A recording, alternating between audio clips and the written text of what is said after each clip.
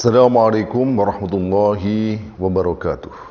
Innal hamdalillah nahmaduhu wa nasta'inuhu wa nastaghfiruh wa na'udzu billahi min shururi anfusina wa sayyiati a'malina. May yahdihillahu fala mudilla lahu wa may yudlil fala hadiya lahu. Asyhadu an la ilaha illallah wahdahu la syarika lahu wa asyhadu anna Muhammadan abduhu wa rasuluhu la nabiyya wa la rasula ba'dah.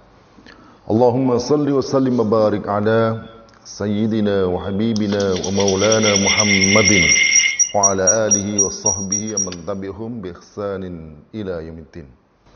Saudara-saudara yang dimuliakan Allah Subhanahu wa taala, alhamdulillah kita bersyukur kepada Allah Subhanahu wa taala hanya karena nikmat dan karunia-Nya kita bisa hadir, kita bisa ikut dalam acara yang insyaallah mendapatkan limpahan barakah dari Allah Subhanahu wa taala.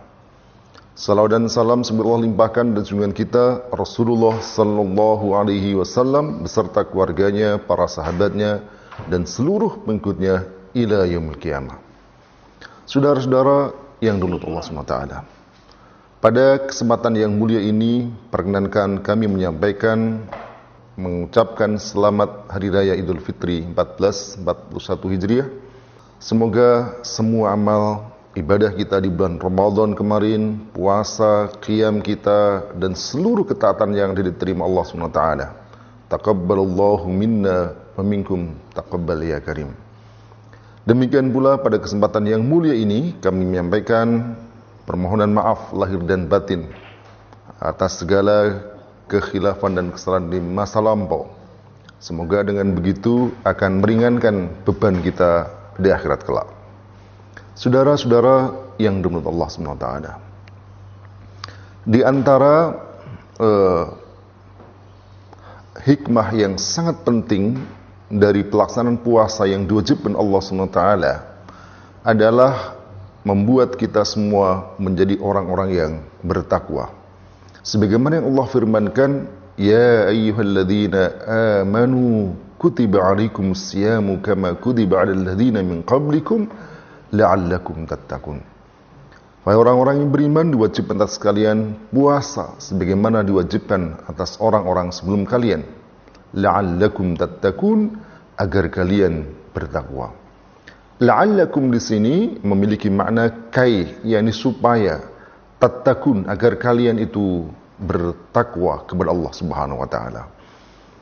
Sudah banyak penjelasan para ulama tentang makna takwa dengan berbagai redaksi bahasa. Meski bermacam-macam redaksinya, tetapi secara inti tidak jauh berbeda. Bahwa at-taqwa seperti yang dikatakan Tolak bin Habib adalah al-amalu bi-ta'atillah ala nurin minallahi raja'an bisawabihi wat-tarku maksiatillah ala nurin minallahi makhafatan min an adabihi. Jadi takwa adalah mengerjakan ketaatan kepada Allah Subhanahu wa taala atas dasar cahaya Allah Subhanahu wa taala, atas dasar petunjuk Allah Subhanahu wa taala dalam rangka mengharapkan pahalanya, dalam rangka mengharapkan rahmatnya.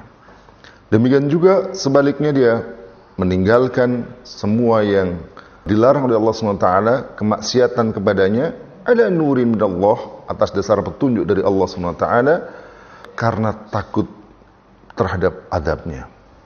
Saudara-saudara yang dimuliakan Allah SWT, kata kunci penting dalam ketakwaan itu adalah yang pertama, ketaatan. Ketaatan kepada siapa? Ketaatan kepada Allah SWT. Dalam hal apa? Dalam syariatnya. Apa yang diperintahkan maka dikerjakan, dan apa yang dilarang itu ditinggalkan. Dan sikap untuk mengerjakan dan meninggalkan itu didasarkan pada keimanan kepada Allah SWT dan dorongan untuk mendapatkan pahala, ridho dan surganya, serta rasa takut mendapatkan siksanya. Itulah kalau kita lihat ketakwaan. Dan itu pula semestinya yang akan didapatkan ketika orang berpuasa dalam 1 bulan penuh. Betapa tidak ketika Allah SWT perintahkan dia untuk tidak makan, tidak minum, dan segala yang batalkan puasa, dia kerjakan. meski tak ada seorang pun melihatnya. Karena apa? Karena ada ketakutan kepada Allah dan harapan kepada pahala dan surganya. Inilah yang ketaatan yang seperti inilah yang dilatih dalam puasa. Begitu fajar terbit, maka diperintahkan kita untuk berhenti makan, berhenti minum, disiplin kita lakukan hingga terbenamnya matahari. Saudara-saudara yang dimuliakan Allah SWT, saya ingin tegaskan bahwa sebenarnya ini bukan khas puasa. Bisa dikatakan seluruh ibadah yang dikerjakan oleh manusia, ketika dikerjakan oleh manusia akan menghasilkan perilaku sikap takwa kepada Allah Subhanahu wa taala. Di dalam surah Al-Baqarah dalam ayat yang lainnya lebih awal Allah SWT menegaskan, ya ayyuhan nasu budu rabbakumul ladzi khalaqakum walladzina min qablikum la'allakum tattaqun. Wahai manusia, beribadahlah, sembahlah Tuhanmu yang menciptakan kalian dan orang-orang sebelum kalian. Lalu di akhir ayat itu disebutkan la'allakum tattaqun, agar kalian bertakwa. Saudara-saudara yang Allah SWT, bukan hanya dalam ibadah secara mahdhah yang sifatnya ibadah murni, tetapi segala ketaatan-ketaatan yang lainnya dalam syariat Allah Subhanahu wa taala akan juga menghasilkan ketakwaan. Sebagai contoh, ketika Allah SWT memerintahkan hukuman kepada pelaku pembunuhan yang di dalam surah Al-Baqarah ayat 178, ukubah atau hukuman yang harus dijatuhkan kepada pelaku pembunuhan adalah hukuman qisas. Ya ayyuhalladzina amanu kutiba alaikumul qisasu fil qatl. Wahai orang-orang yang beriman, diwajibkan atas kalian itu qisas bagi orang-orang yang terbunuh. Saudara-saudara yang dimuliakan Allah SWT, Allah mewajibkan hukuman qisas itu bagi pelaku pembunuhan. Lalu dalam ayat berikutnya Allah menegaskan, walakum fil qisasi hayatu ya ulil albabi la'allakum tattaqun. Dan untuk kamu, walakum fil qisasi, dalam hukuman qisas itu hayah, ada kehidupan. Ya ulil albab, wahai orang-orang yang punya akal, yakni orang-orang yang mau memikirkan ayat-ayat Allah Subhanahu wa taala tadi. Lalu ditutup dalam ayat ini, la'allakum tattaqun, agar kalian bertakwa kepada Allah Subhanahu wa taala. Saudara-saudara yang dimuliakan Allah Subhanahu wa taala, perhatikan. Ketika orang yang membunuh, lalu kemudian Islam memberikan ancaman hukuman yang sangat berat kepada pelakunya. Apa itu?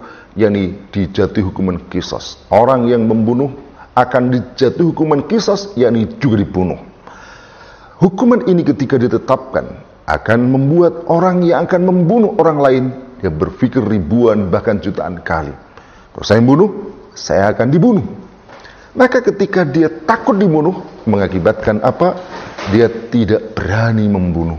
Ketika tidak berani membunuh, dia mengurungkan niatnya untuk membunuh orang lain, maka mengakibatkan nyawa orang yang akan dibunuh itu selamat. Dan ketika dia tidak jadi membunuh, maka dia pun tidak jadi dikisos, yang artinya nyawa dia pun selamat. Maka hukuman kisos itu seperti yang disebutkan dalam ayat ini, justru ada hayah, ada kehidupan. Coba perhatikan dengan hukuman yang sekarang dilakukan oleh negara-negara sekuler, yang mereka memberikan hukuman penjara kepada pelaku pembunuhan hanya beberapa tahun. Bahkan setelah mereka dipenjara, mereka dikasih waktu pengurangan, potongan penjara dan seterusnya. Bahkan pada masa wabah corona ini mereka dikeluarkan, padahal sementara dia harus menjalankan hukuman sekian tahun lagi. Apa yang terjadi? Maka ringannya hukuman bisa membuat seseorang untuk berani melakukan kembali. Ringan hukuman membuat yang lain juga melakukan pembunuhan, maka justru tidak terjaga nyawa manusia itu.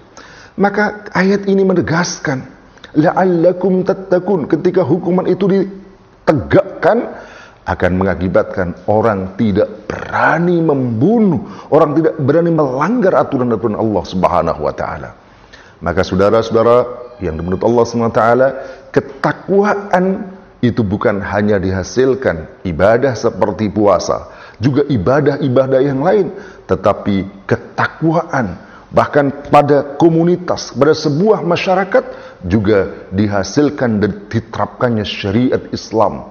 Ketika syariat Islam tegakkan, akan menghasilkan ketakwaan secara komunal. Saudara-saudara yang dimuliakan Allah SWT, bukan hanya dalam soal hukuman jinayat, bukan hanya dalam soal hudud, tetapi seluruh syariat Islam ini ketika ditegakkan akan menghasilkan ketakwaan. Di dalam surah Al-An'am ayat 153, Allah menegaskan, wa anna hadha sirati mustaqima fattabi'u wa la tattabi'us subula fatafarraqa bikum an sabilih dzalikum wasaqum bihi la'allakum tattaqun. Perhatikan dalam ayat itu, Allah menegaskan wa anna hadha, dan sesungguhnya ini. Kalau kita merujuk kata isarah, isim isarah ini merujuk kepada ayat-ayat sesudah sebelumnya.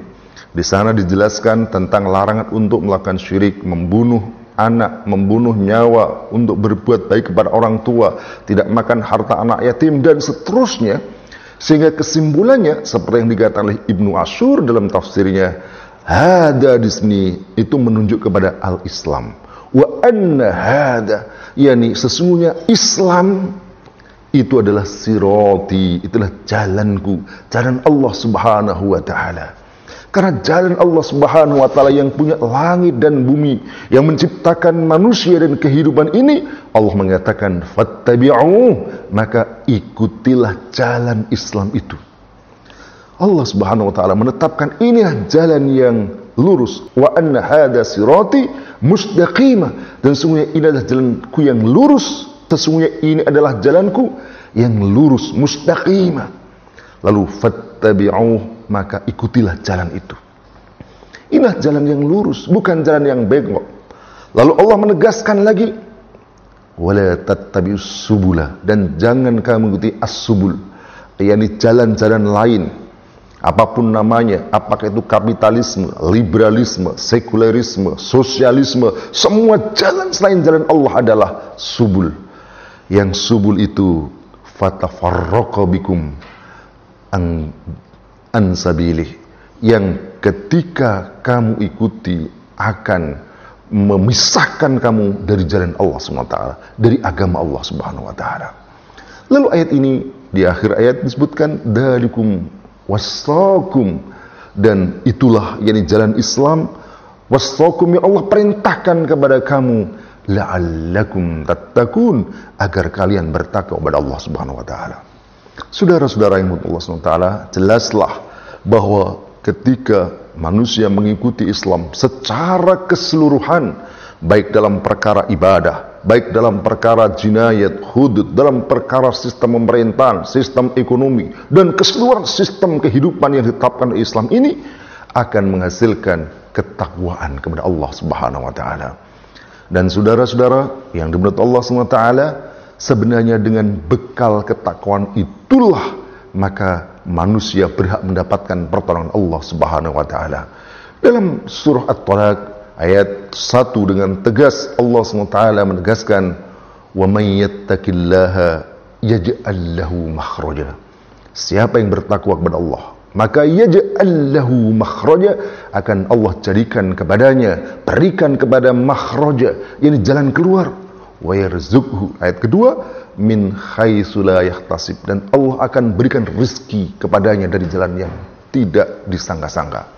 Orang mengkaji sistem Islam, apakah itu dalam sistem pemerintahan, sistem ekonomi, sistem politiknya, sistem segala sistemnya, maka kalau diterapkan memang betul seperti yang disebutkan ayat ini, akan memberikan jalan keluar atas kesulitan-kesulitan hidup.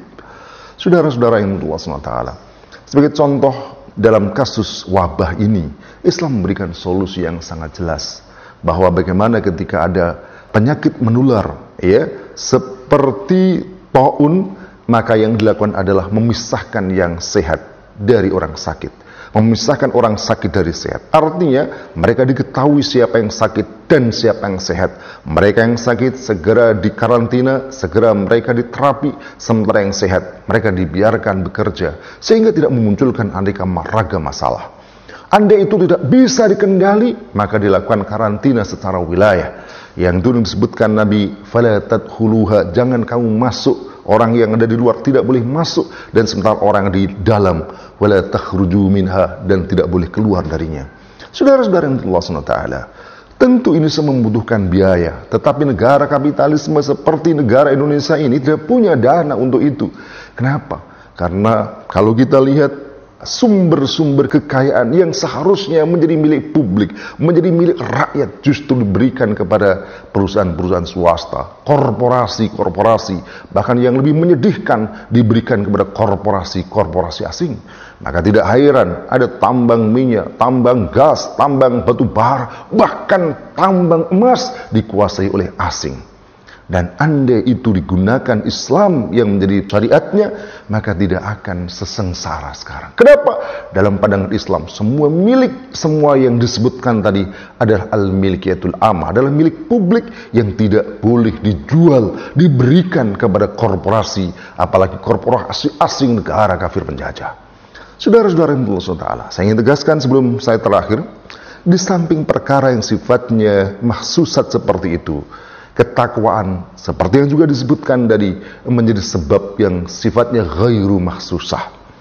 Tidakkah kita ingat dalam surah Nuh, Allah berfirman ketika Allah SWT menceritakan, menginformasikan perkataan Nuh alaihissalam kepada umatnya, faqultu astaghfiru rabbakum innahu kana ghaffara yursilis samaa 'alaikum midrara wa yumdidkum bi amwali wa banin waj'al lakum jannati waj'al lakum anhar. Perhatikan dalam ayat itu. Nuh berkata kepada kaumnya, faqultu astaghfiru rabbakum. Maka aku berkata, beristighfarlah, minta ampunlah kamu kepada Tuhanmu. Innahu kana ghaffar, karena Tuhanmu itu sesungguhnya Maha Pengampun. Lalu kemudian ayat berikutnya menarik untuk dicermati. Yursilis samaa 'alaikum midrara, maka Dia Allah akan mengirim kepada kalian awan hujan yang sangat lebat. Coba perhatikan saudara-saudara yang Allah SWT, istighfar tampak tidak ada hubungannya dengan hujan turun secara mahsusat, secara indrawi. Tetapi ingatlah bahwa sesungguhnya yang menguasai hujan adalah Allah. Allah yang menurunkan hujan. Dan ketika manusia beristighfar, minta ampun kepada Allah SWT, berhenti dari kemaksiatannya, kemudian tunduk kepada syariatnya, Allah yang punya kekuasaan untuk menurunkan hujan, menjanjikan akan mengirimkan hujan kepada mereka yang beristighfar kepadanya, yang mau minta ampun kepadanya.